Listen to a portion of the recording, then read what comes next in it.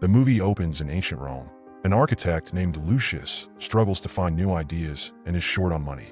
Every concept he proposes is dismissed by clients who see his work as outdated. One afternoon, Lucius's friend takes him to a public bathhouse to relax.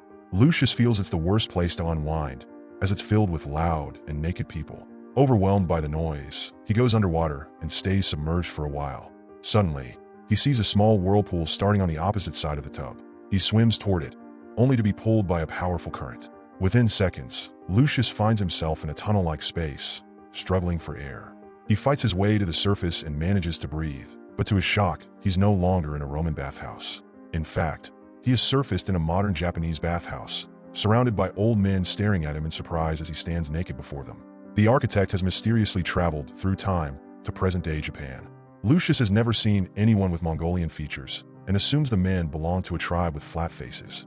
After overcoming his shock, Lucius notices that this place is far more advanced than any bathhouse he's encountered.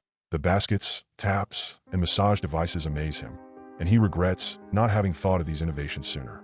He accidentally enters the women's changing room and is knocked out by a screaming elderly woman. We are then introduced to a manga artist named Mami, who is struggling with ideas. Seeing Lucius gives her inspiration for a new character, so she begins sketching his portrait. A little later, Lucius wakes up and is handed a bottle of flavored milk.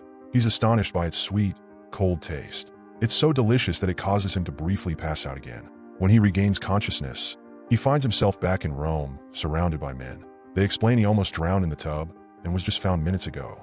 At first, Lucius believes his encounter with the tribe was merely a strange dream, but then he notices an empty milk bottle beside him. 2 months later, the scene shifts. Lucius has pitched his renovation idea to the bathhouse owner, making it more advanced. People admire his creativity, and he earns a substantial amount from it. Now, they use baskets, massage booths, and even sweet milk to enhance the bathhouse experience. While in the tub, an old man wishes he had a bathhouse at home. As Lucius considers how to make this possible, he's once again pulled by a current and brought to a bathtub in the 21st century, where a man enters and asks him for help with bathing. Lucius is puzzled but follows instructions, discovering even more helpful tools like the shower head and shower cap. By coincidence, the house is Mami's, and she finds Lucius lying on the floor.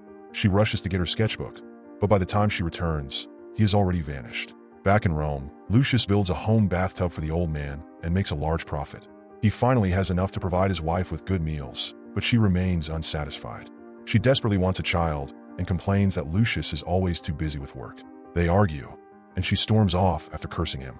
A few days later, Lucius is approached by a messenger from Emperor Hadrianus. The man is known for his cruelty, with rumors claiming he killed cabinet members who opposed him. With word of Lucius's invention spreading around town, even the emperor has taken notice of him.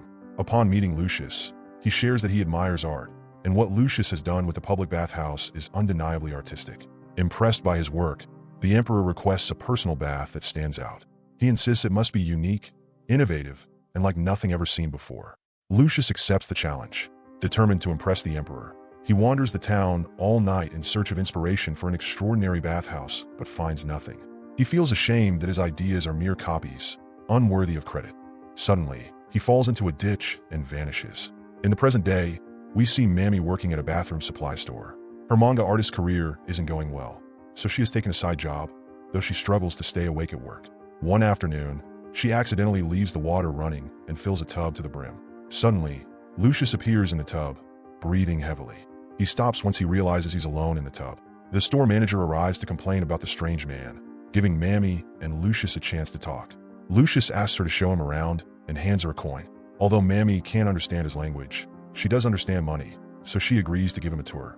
Lucius is captivated by the urinals and thinks the printed toilet paper holds the secrets of their tribe's success. But what fascinates him the most is the bidet. Using it makes him feel like he's in heaven.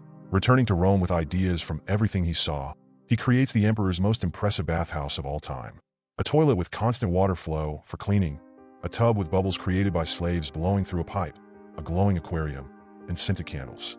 Lucius surpasses the emperor's expectations and is rewarded with a special necklace featuring a unique sculpture of dog legs and human genitals. He rushes home to show his achievement to his wife, only to find her in bed with his best friend.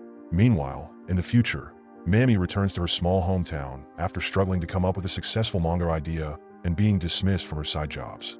She starts working in a local bathhouse and studying ancient Roman history. The coin Lucius gave her, along with his sudden disappearance, has piqued her curiosity, and she wonders if he's truly someone from the past. Back in Rome, Lucius has lost his will to live after his wife left with his best friend. One day, a messenger approaches him with concerns about the emperor. The emperor recently lost his son and now believes a crocodile is his reincarnation. He wants Lucius to design a space where the crocodile can be kept with all its needs met. Lucius must handle this assignment with extra caution, as he will be blamed and deemed a national criminal if the crocodile dies. Afterward, Lucius returns to the emperor's bathhouse to inspect the water flow at his request, but upon entering the tub, he is transported to the future for the third time. He emerges to find himself in a cage surrounded by crocodiles. It turns out he's in a crocodile sanctuary. Coincidentally, Mammy is also at the sanctuary on a date with someone she dislikes. She tries to shake off her date and is relieved to see Lucius in the cage. After getting him out, she shows how to care for crocodiles and then takes him to an archery range to test if he is truly a Roman man. He hits every target, confirming her suspicion. Later, he finds himself in a hot spring, which transports him back to his own time.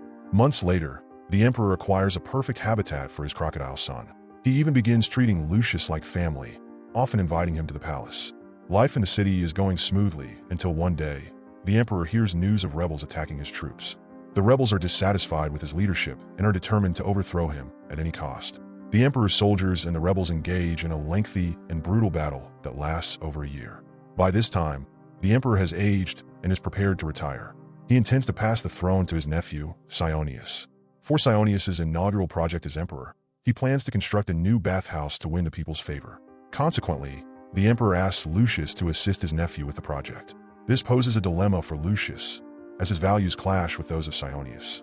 Sionius is arrogant and prideful. Lucius realizes that if Sionius ascends to the throne, the downfall of the Roman Empire is inevitable.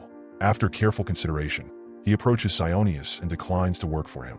Sionius warns him that opposing the emperor constitutes treason, punishable by death, but Lucius stands firm. He then seeks out a fellow architect and pleads with him to take on the project. However, the man is enraged at Lucius for being the cause of his financial ruin. They get into a scuffle, resulting in Lucius being pushed against a wall. In the next scene, he finds himself with the tribe once again. Though injured, they care for him as if he were one of their own. They take him to a hot spring where he can rest and recuperate. It is believed that bathing in the spring's water allows for swift healing. They also offer him fermented alcohol, which burns his throat as he drinks it. Soon, Lucius encounters Mammy, who has picked up some basic Latin. She inquires about his name, but Lucius is so intoxicated that he falls on top of her, and the two end up submerged in a lake.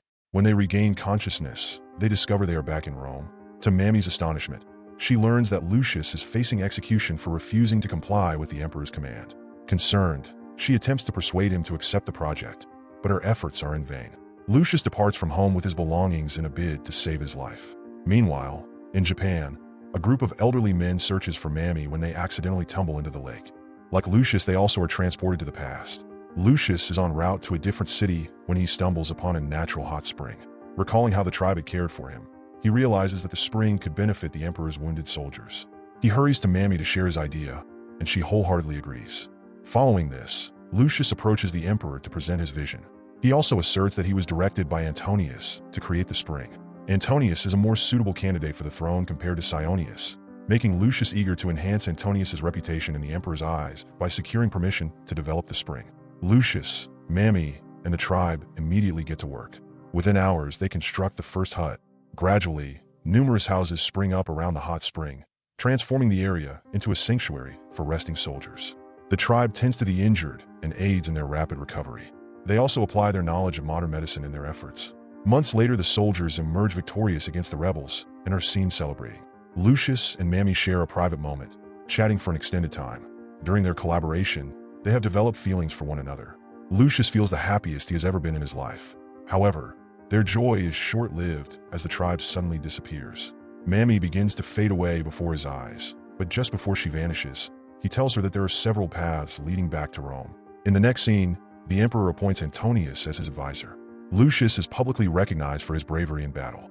The people acknowledge that without his contributions, victory would have been impossible. Meanwhile, Mammy has embarked on a new life in the future. One day, as she strolls through the city, she sees Lucius emerging from a pond. That's the end of the video.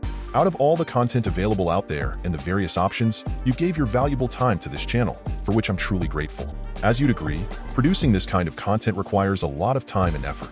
So if you enjoyed it, please please consider dropping a like, leaving a comment, and subscribing to the channel.